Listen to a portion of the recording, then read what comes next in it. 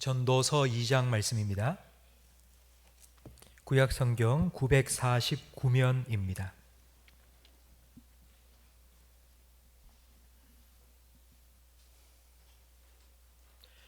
전도서 2장 18절부터 26절까지 저와 성도님들 한 절씩 번갈아 가며 읽겠습니다. 내가 해 아래에서 내가 한 모든 수고를 미워하였노니 이는 내 뒤를 이을 이에게 남겨주게 됨이라. 그 사람이 지혜자일지 우매자일지야 누가 알랴마는 내가 해 아래서 내 지혜를 다하여 수고한 모든 결과를 그가 다 관리하리니 이것도 헛되도다. 이러므로 내가 해 아래에서 한 모든 수고에 대하여 내가 내 마음에 실망하였도다. 어떤 사람은 그 지혜와 지식과 재주를 다하여 수고하였어도 그가 얻은 것을 수고하지 아니한 자에게 그의 몫으로 넘겨주리니 이것도 헛된 것이며 큰 악이로다. 사람이 해 아래에서 행하는 모든 수고와 마음에 애쓰는 것이 무슨 소득이 있으랴. 일평생에 근심하며 수고하는 것이 슬픔뿐이라. 그의 마음이 밤에도 쉬지 못하나니 이것도 헛되도다. 사람이 먹고 마시며 수고하는 것보다 그의 마음을 더 기쁘게 하는 것은 없나니 내가 이것도 본즉 하나님의 손에서 나오는 것이로다. 먹고 즐기는 일을 누가 나보다 더 해보았으랴. 함께 읽습니다. 하나님은 그가 기뻐하시는 자에게는 지혜와 지식과 희락을 주시나 죄인에게는 노고를 주시고 그가 모아 쌓게 하사 하나님을 기뻐하는 자에게 그가 주게 하시지만 이것도 헛되어 바람을 잡는 것이로다. 아멘. 아름답고 매력적인 마틸드라는 아가씨가 있었습니다. 마틸드는 신데렐라처럼 왕자와 결혼해서 화려한 삶을 사는 걸 꿈꾸었습니다. 그러나 현실은 그렇지 않았습니다. 교육부 공무원과 결혼을 했습니다. 평범하지만 평탄한 삶을 살았지만 하지만 그녀의 마음속에는 늘 화려한 삶을 계속해서 꿈꾸며 살았습니다. 그런 아내의 마음을 남편이 모를 리가 없겠죠. 교육부 장관이 주최하는 파티에 참여할 수 있는 초대권을 어렵게 2장을 구했습니다. 아내한테 주면서 여보 같이 가요. 그러면 아내가 기뻐할 줄 알았는데 기뻐하기는커녕 화를 내면서 나 뭐 입고 가라고? 나 뭐 목걸이도 반지도 아무것도 없는데. 그래서 남편이 여보 다음에 사줄 테니까 이번에는 친구한테 빌려서 한 번이라도 가면 좋겠다라고 설득을 했습니다. 마틸드는 친한 친구 잔느에게 가서 어렵게 좀 목걸이 하나 빌려달라고 부탁했습니다. 가지고 있는 목걸이를 쭉 꺼냈는데 하나의 목걸이에 그냥 확 꽂혔습니다. 다이아몬드 목걸이인데 보는 순간 자기의 모든 욕망이 탁 채워지는 것 같은 느낌이 들었습니다. 그래서 어렵게 이것도 빌려줄 수 있냐고 물으니 그래 흔쾌히 상자채로 탁 주면서 가져가라고. 마틸드는 그 다이아몬드 목걸이 상자를 딱 들고는 도망치듯이 집으로 돌아왔습니다. 이 이야기는 프랑스의 소설가 모파상이 쓴 목걸이의 내용입니다. 드디어 파티 날이 되었습니다. 목걸이를 목에 걸고 파티에 가니 아니나 다를까 모든 사람의 이목이 자기에게 집중되는 걸 느꼈습니다. 하루 종일 그걸 즐기다가 집으로 돌아왔는데 큰일 났습니다. 목걸이가 없는 겁니다. 다시 파티장으로 돌아가서 샅샅이 뒤졌는데 찾을 수가 없습니다. 파티에 참석한 사람, 자기가 아는 사람이라면 다 찾아다니면서 혹시라도 주웠냐고 물어봤는데 아무도 자기는 모르겠다고 말합니다. 상자만 남았는데 그 상자에 적힌 그 가게의 이름을, 보석상의 이름을 찾아갔습니다. 이 상자는 우리 가게께 맞는데 그러나 이 안에 무슨 목걸이가 있었는지는 우리는 잘 모르겠습니다. 그래서 소문에서 자기가 친구한테 빌린 목걸이와 똑같은 목걸이가 있다는 보석상에 갔습니다. 가격을 물어보니 4만 프랑입니다. 1억 7천입니다. 사정을 얘기하니까 그럼 10%를 깎아주겠다고 해서 3만 6천 프랑에 샀습니다. 한국 돈으로 1억 5천만 원입니다. 돈이 어디 있겠습니까?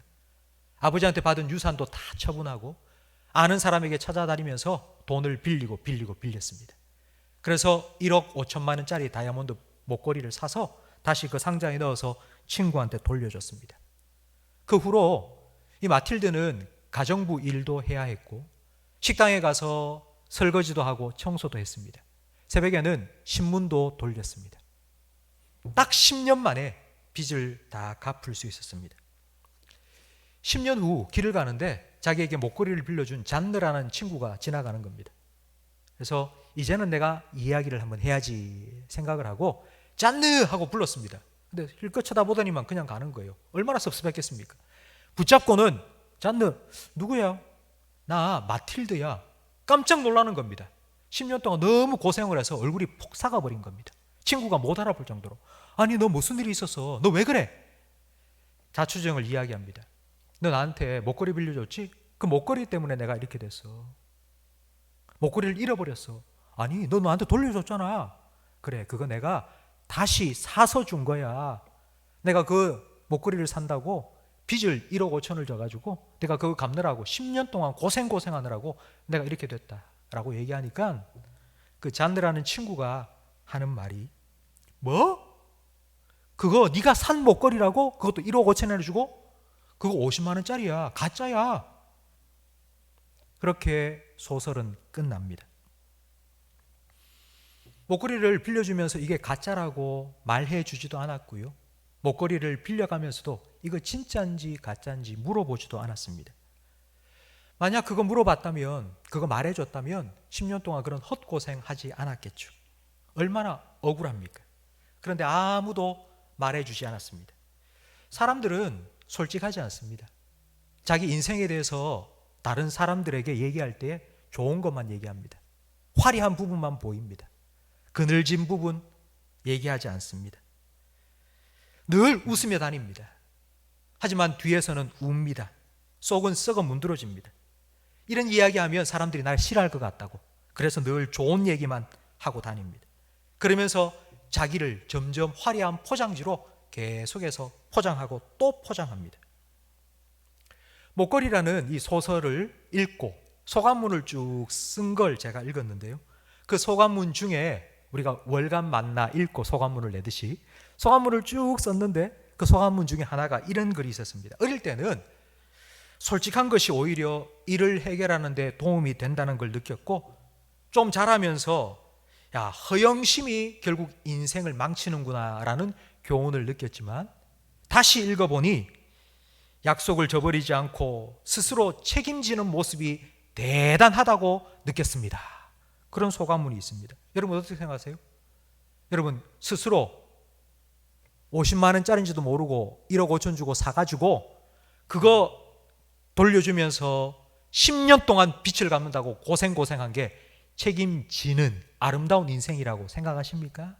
여러분 정말 그렇게 생각하십니까? 어떻게 해서든지 인생을 조금이라도 덜 서글퍼 보이기 위해서 덜 허무하게 보이려고 애쓰는 모습이 저는 그 감상문에 스며 있다고 생각을 했습니다.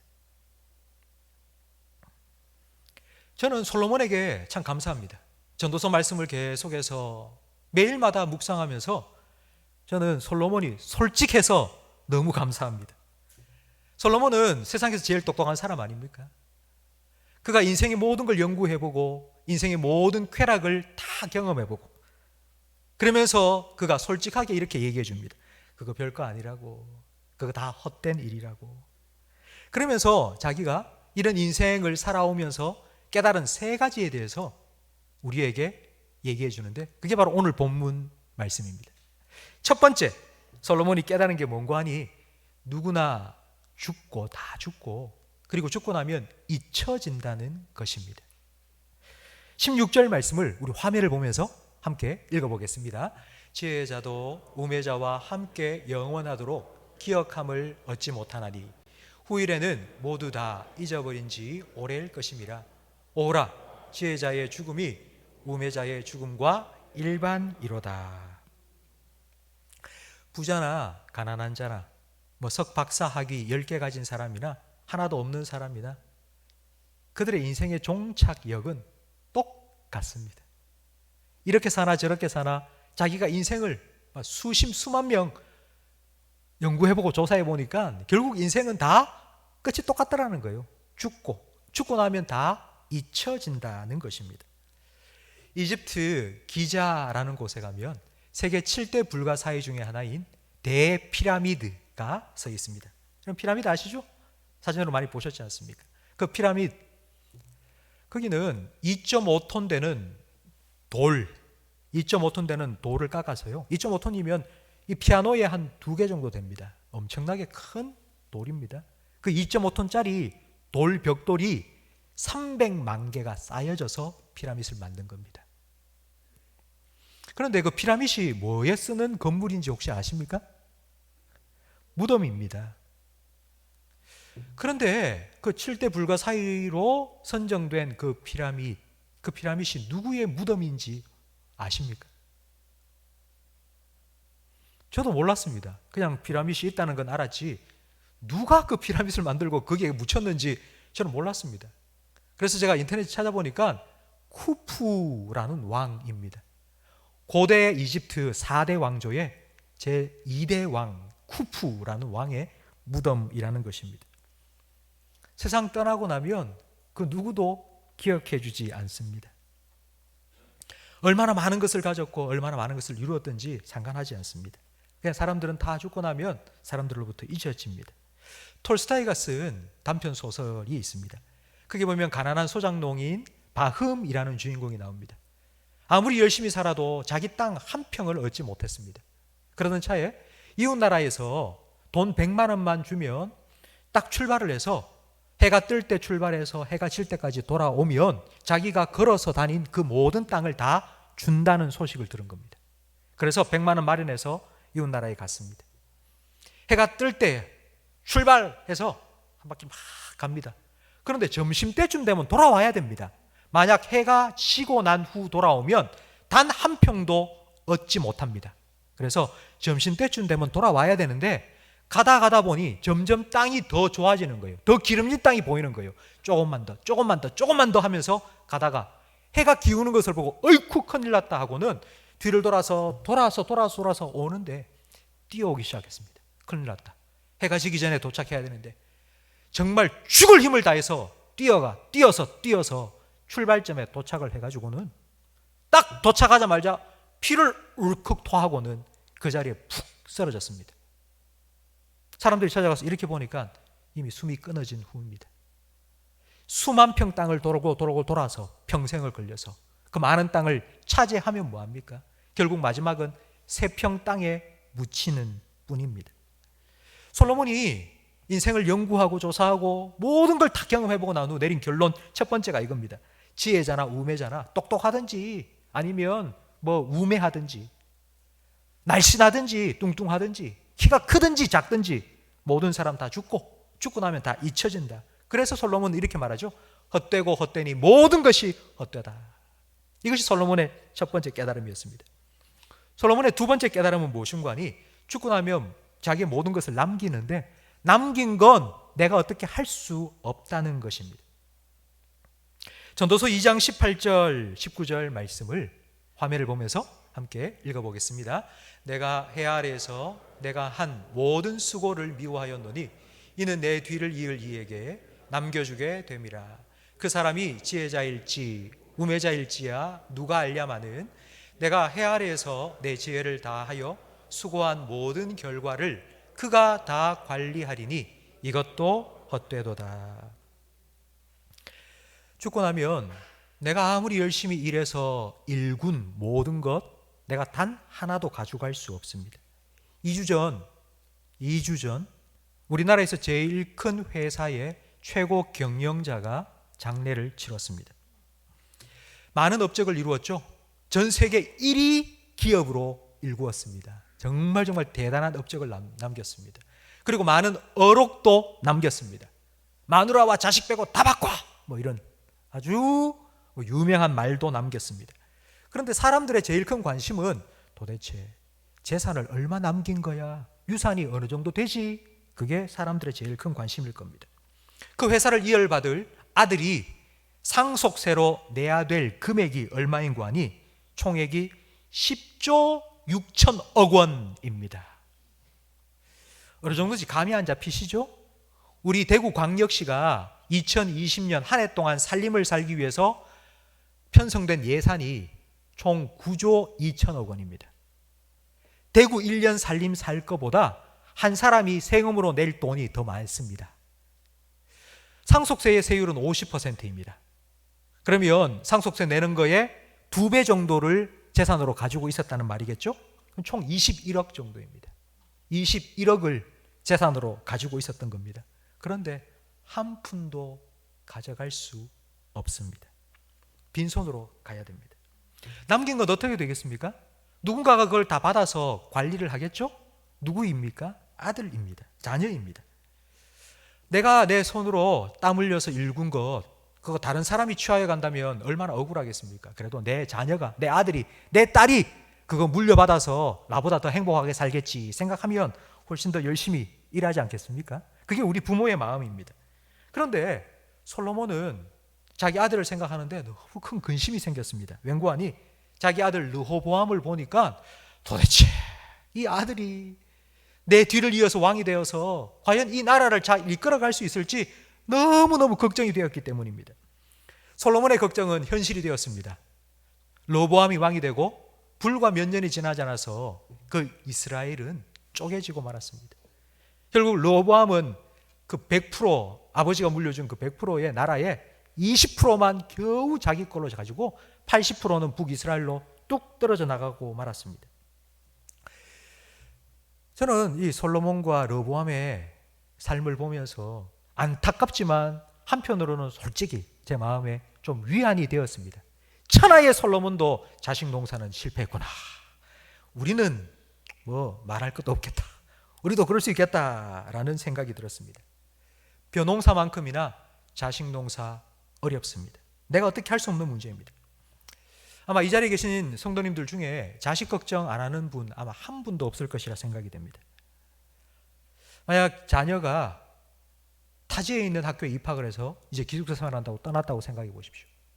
그리고 자녀가 군대에 입대했다고 생각해 보십시오. 그리고 결혼해서 타지로 떠났다고 생각해 보십시오. 그 다음은 우리가 어떻게 할 수가 없습니다. 어떻게 사는지 우리는 모릅니다.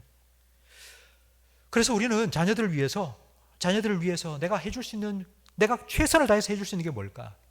자녀들에게 좋은 것 남겨주기를 원합니다. 더 많은 것을 남겨주기를 원합니다. 최고의 공부를 시켜주고요. 그래서 뭐 졸업장도 만들어주고 학위증도 만들어주고 거기다가 집도 사주고 차도 사주고 엄청난 유산을 남겨주면 자녀들이 행복하게 살 거라고 생각합니다. 그러나 과연 그럴까요?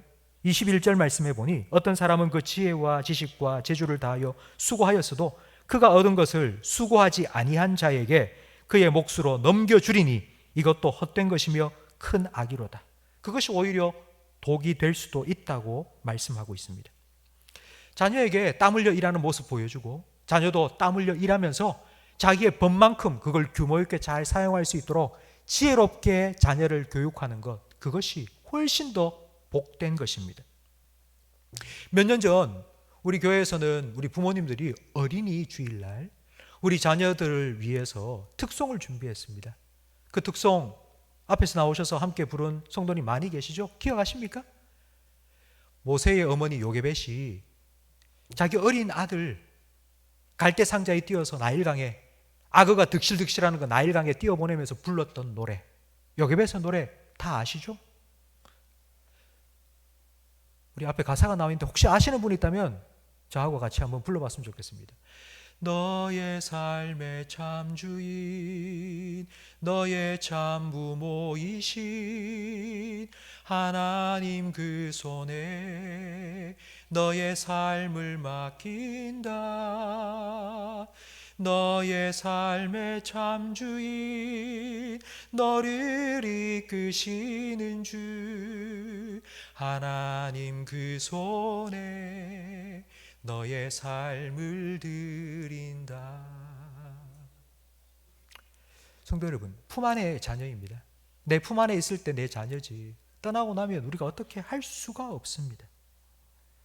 그렇기 때문에 우리 자녀 평생을 하나님께 맡겨야죠. 갈대 상자에 넣어서 하나님께 맡겨드리면서 하나님이 주인 되어달라고, 아버지가 되어달라고 노래 불렀던 요게벳처럼 우리가 자녀에게 줄 수 있는 가장 큰 유산은 믿음의 유산입니다. 하나님이 내 아버지시라고, 그 하나님이 내 삶을 주관하신다고 그 믿음 가지고 살아갈 수 있도록 자녀들에게 하나님을 물려주고 신앙을 물려준다면 그보다 더 큰 복이 없음을 믿으시기 바랍니다. 여러분, 우리 자녀한테 나 많이 못해줬다고, 공부도 제대로 못 시켰고, 그리고 집 한 채도 내가 못 물려줬다고, 여러분 그것 때문에 미안하고 그것 때문에 자꾸 자녀 앞에서 주눅들지 마세요. 절대로 그렇게 하지 마세요. 우리가 줄 수 있는 가장 큰 하나님, 세상을 창조하신 그 하나님을 자녀에게 물려주세요.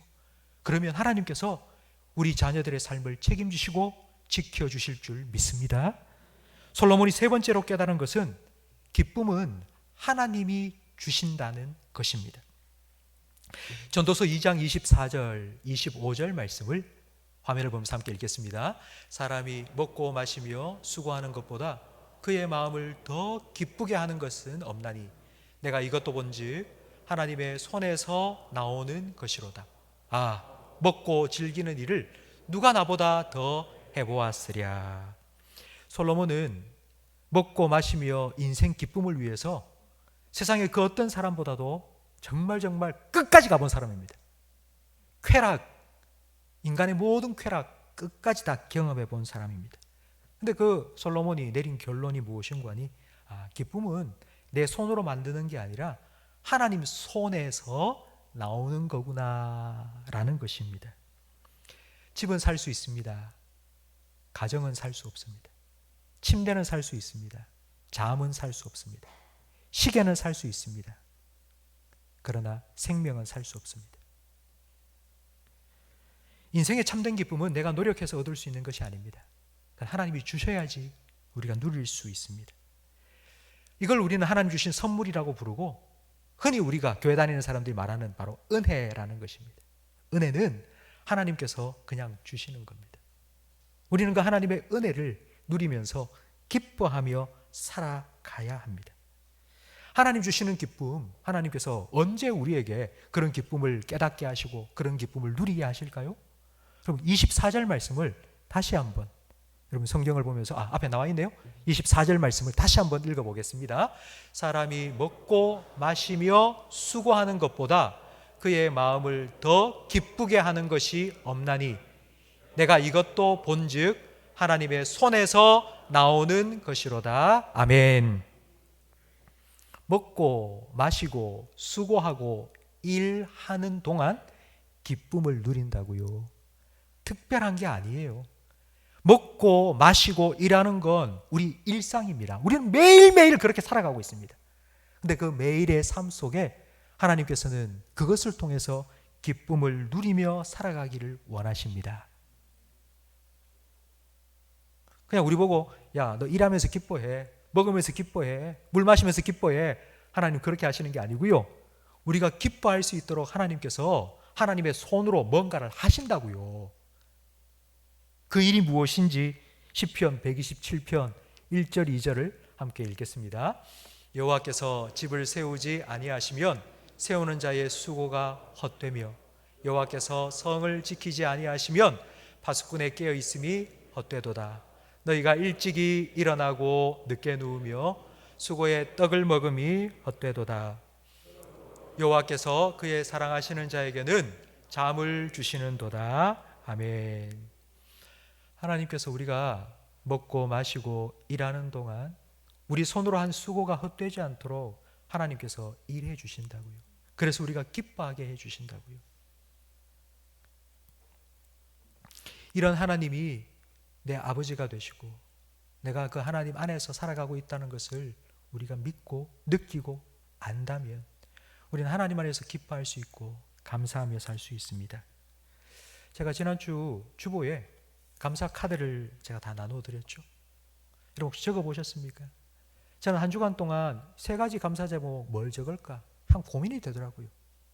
딱히 올 한 해에 특별히 감사할 제목이 없었던 것 같은데 도대체 뭘 적어야 될까? 그냥 일상적인 건데, 평범한 건데, 그거 적으시라고요. 그거. 제가 고민하면서 3가지를 적었습니다. 근데 그 중에 하나가 뭔고 하니 두려움을 이길 수 있도록 평강 주셔서 감사합니다. 2월달부터 4월달, 5월달 초까지 3개월 동안 우리는 함께 모여서 예배 드리지 못했습니다. 여러분 그때 뭐 어떤 마음이 드셨는지, 가정에서 온라인으로 예배를 때 여러분 어떤 마음으로 예배를 드리는지 잘 모르겠습니다. 사실 저는 솔직하게 정말 두려운 마음이 들더라고요. 앞으로 교회가 어떻게 될까? 이게 회복될까? 함께 모여서 예배 드릴 수 있을까? 늘 그렇게 해달라고 기도하면서도 마음 한구석에는 불안한 마음, 두려운 마음이 참 많이 있었습니다. 그래서 늘 엎드리면 하나님 제 마음 좀 지켜주세요.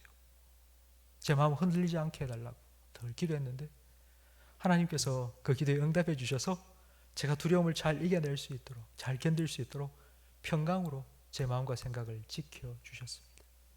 그래서 저는 얼마나 감사한지 모릅니다. 여기까지, 오늘까지 하나님 앞에 서서 하나님을 예배할 수 있도록 하나님께서 제 마음을 지켜주신 게 너무너무 감사합니다.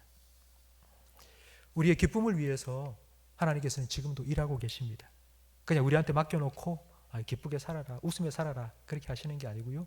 하나님은 우리의 기쁨을 위해서 우리가 한 수고가 헛되지 않도록 하나님께서 지금도 우리와 함께 하시며 우리의 삶을 지키시고 인도해 주십니다. 그 하나님 안에서 하나님 때문에 하나님과 함께 기뻐하시는 우리 모든 성도들이 되기를 간절히 바랍니다. 존 오트보그 목사님께서 쓴 평범 그 이상의 삶이라는 책이 있습니다. 그 책에는 한 결혼식 이야기가 소개되고 있습니다. 신부의 어머니가 자기 딸의 결혼식을 쭉 적어 놓은 겁니다. 최고의 모습으로 신랑 앞에 서고 싶어서 자기 딸이 아침도 안 먹고 점심도 안 먹고 드레스 쫙 졸라매고 그렇게 이제 결혼식을 기다렸는데 이제 결혼식이 시작되기 전 너무 허기가 지는 거예요. 그래서 딸아이를 보니까 과자도 막 주워 먹고 과일도 막 먹고 그 다음에 아몬드도 한 줌 집어서 막 입에 넣고 막 이렇게 먹고는 이제 입가심으로 한다고 샴페인을 한 잔을 쫙 마셨답니다. 이제 그리고 드디어 결혼식이 시작되었습니다.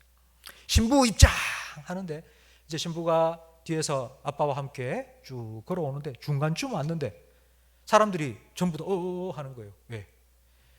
신부의 예쁜 드레스에 관심이 있는 게 아니라 그 신부의 얼굴이 너무 창백했습니다. 완전 배지장처럼 하얗게 된 거예요. 중간쯤 왔는데 갑자기 신부가 이러더니만 그 신부 어머니의 표현을 그대로 제가 한번 읽어보겠습니다. 마치 내 딸이 안전핀이 뽑힌 수류탄처럼 터졌다. 쏟아낸 겁니다. 여러분 결혼식이 어떻게 되었겠습니까? 정말 결혼식이 엉망이 되어서 끝나버렸다고 생각이 되겠죠. 근데 그렇지 않습니다.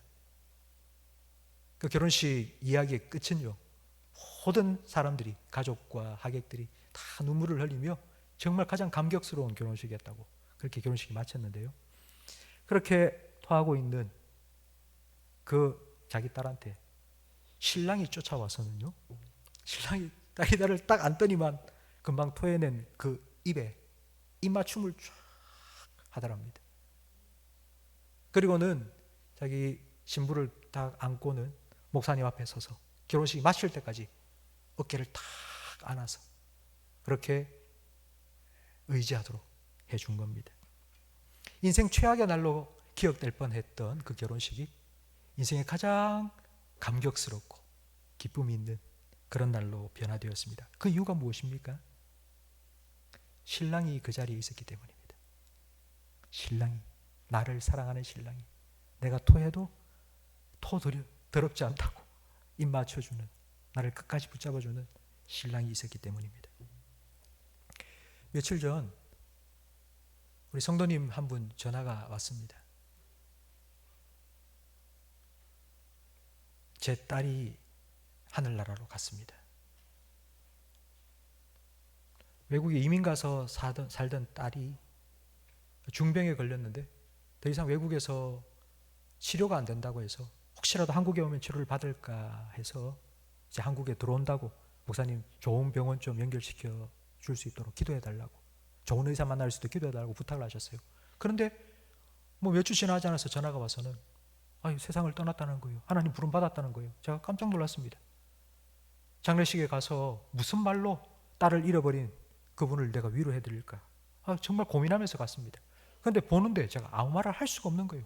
그냥 안아드릴 수밖에 없었습니다. 근데 그 성도님이 저를 보면서 이렇게 얘기하는 겁니다. 목사님, 딸이 들어와서 2주간 자가격리를 해야 되는데 2주간 그 자가격리하는 동안 급격히 악화가 되어서 병원에서는 아무래도 손쓸 수가 없다고, 그래서 호스피스 병원을 소개해줘서 거기에서 딱 1달 4일 동안 있었다. 그런데 코로나 때문에 출입을 할 수가 없어서 내가 우리 딸하고 1달 4일 동안, 꼬박 1달 4일 동안 함께 있었고, 그 시간이 하나님께서 나한테 주신 정말 행복한 시간이었다고. 딸아이의 마지막을 내가 그렇게 함께 할 수 있어 난 너무 행복했다고. 그리고 하나님께서 우리 딸을 천국으로 인도해 주셔서 나는 괜찮다고. 딸의 죽음이라는 정말 어떻게 형언할 수 없는 그런 아픔 속에서도 하나님이 하신 일을 발견하고 자기는 행복했다고, 나는 감사하다고 그렇게 말하는 그 성도님을 보면서 정말 이분의 믿음은 너무 귀하구나. 하나님을 믿고 살아가는 성도들의 삶은 정말 복되구나 라는 사실을 다시 한번 깨닫게 되었습니다. 오늘 설교 제목을 저는 예수님의 천국 비유죠, 밭의 감추인 보화라고 정했습니다.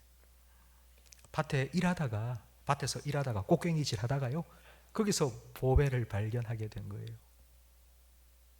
그냥 늘 해야 되는 직장에 출근해서 또 일상하듯이 컴퓨터 치고 서류 정리하고 학교 가서 공부하고 설거지하고 빨래하고 그런 삶을 살다가 거기서 보화를 발견한 거예요. 어디 프랑스 파리에 해외여행을 가서 거기서 그런 걸 발견한 게 아니고요. 노래방에 가서, 술집에 가서 부어라 마셔라 노래 부르면서 즐겁게 놀다가 그런 보화를 발견한 게 아니고 그냥 우리가 살아가는 일상을 살아가다가 발견한 거예요. 저는 오늘 말씀을 준비하면서 우리 인생이 어떤 걸까 생각을 해보니 저는 보물찾기 같습니다. 하나님께서 우리에게 허락하신 우리 인생이 보물찾기와 같습니다. 그냥 돌아보면 모든 게 다 기쁨이라면 그 기쁨인지 모릅니다. 그게 좋은 건지도 모릅니다. 그래서 하나님께서는 살짝 숨겨두셨습니다. 조금 보이게.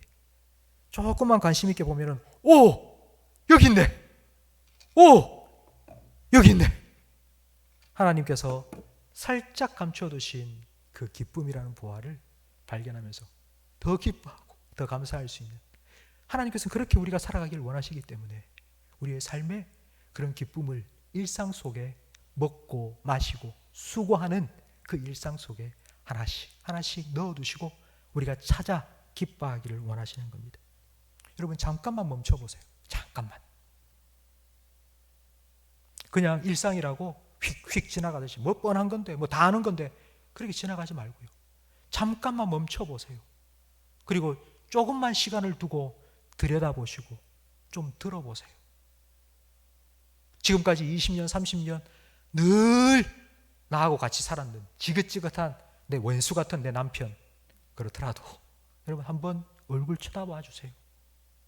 잘 때 한번 얼굴 쳐다보세요. 출근할 때 뒤에 가서 한번 꼭 안아줘 보세요. 아들, 딸한테도 내가 너 정말 사랑한다고 그냥 입을 열어서 한번 얘기해 주세요. 하늘 한번 보세요. 바람을 느껴보세요.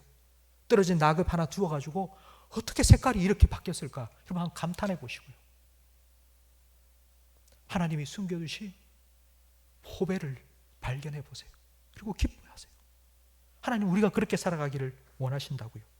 똑같은 일상이지만 그 속에서 우리의 수고가 헛되지 않도록 일하시는 하나님, 그 기쁨을 빼앗기지 않도록 지켜주시는 그 하나님, 그 하나님과 함께 그 하나님 안에서 그 하나님 때문에 기뻐하며 이번 한 주간도 살아가시는 우리 모든 성도들이 되시기를 주님의 이름으로 축복합니다.